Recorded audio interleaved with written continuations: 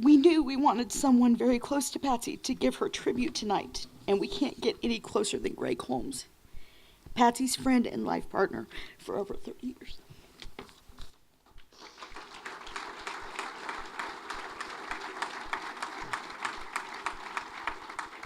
Go. On a lighter note, I'm attempting to capture the essence of Patsy in 20 slides, which is darn near impossible. I met her in 1984, and we had many roles in each other's lives for 33 years, but I was always her photographer, and she was an enthusiastic subject, as the Ferris wheel shot demonstrates. She grew up on a family farm in Barlow, Kentucky, and when she was about 12, she was in the barn with the older women hanging tobacco leaves up to dry, and that wasn't the future she wanted for herself, so she became the first woman in her family to go to college. In recent years, she'd begun documenting the vanishing tobacco barns. She was shaped by her roots in Kentucky, and especially the confluence of the Ohio and Mississippi rivers, just a few miles from her home. It was a sacred spot where she went to reset her compass. For those of us born to rivers, she wrote, they are life itself. They flow through our souls. They define us. She could be very, very childlike. Her default mode was happy.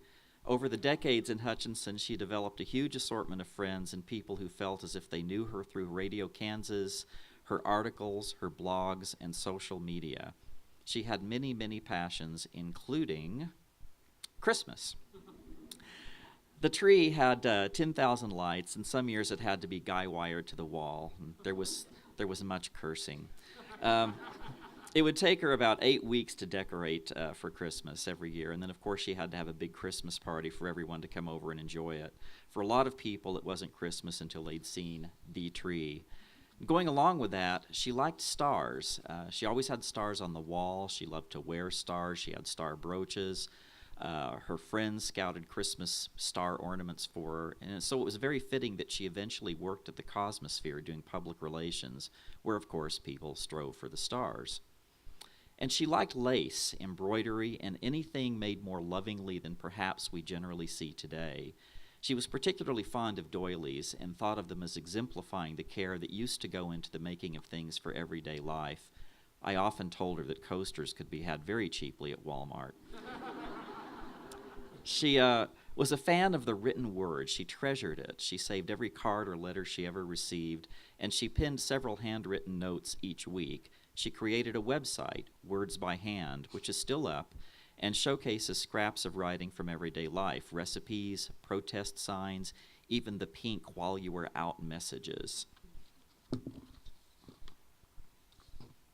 And as a Southern girl, she liked the elegance of going to tea. She loved everything about it, the little sandwiches and cakes and lemon curd, the fine china, dressing up in hats and gloves. She would go to great effort to attend tea in England, Paris, Victoria, Canada, or Augusta, Kansas. For 20 years, she wrote a column called Cook's Library for Kansas Country Living. She's pictured here with her world-famous divinity, which made even grown men grovel. Month after month, Patsy bundled her love of cooking and her gift of writing with her philosophy of life. For example, along with the recipe for crock-pot fajitas, she encouraged people to ask deep questions. Ask me who I am. Ask me what I care about. Ask me when I last had my breath catch in my throat. Connections with our fellow humans are all that matter in the end. She yearned to travel and got to do so quite a bit. She even rode on a plane with chickens in Honduras once. One of her favorite places was Paris, and it wasn't unusual to leave her in a museum in front of a painting, return 5 hours later, and find her in front of the same Monet painting, just examining the variations in the brushstrokes. She went to Egypt all by herself. She wrote, "When I stood outside the step pyramid at Saqqara, I was asked by the man who I'd cajoled and bribed to bring me there if I was really sure I wanted to go inside because the falling rock was very dangerous. I said, absolutely. I would never give in to fear and give up the experience." The train story. This is what it was like to hang out with Patsy. I'd just taken a picture of this Union Pacific steam engine in Salina, and she said she'd like to ride that train. I said, we can't ride the train. It's for Union Pacific executives and customers. public wasn't invited to ride. She said, "I'm going to ride that train, and if you're smart, you're going to ride it with me." And there she is in the dome car, riding the train a month later when it came back through Kansas. She'd networked with Union Pacific PR guy, gotten us invitations for us to ride and permission for me to ride in the cab of the locomotive. Patsy had a lot of opinions and wasn't shy about sharing them. Big news there. She was a very early adopter of new technologies and began blogging as early as 2002.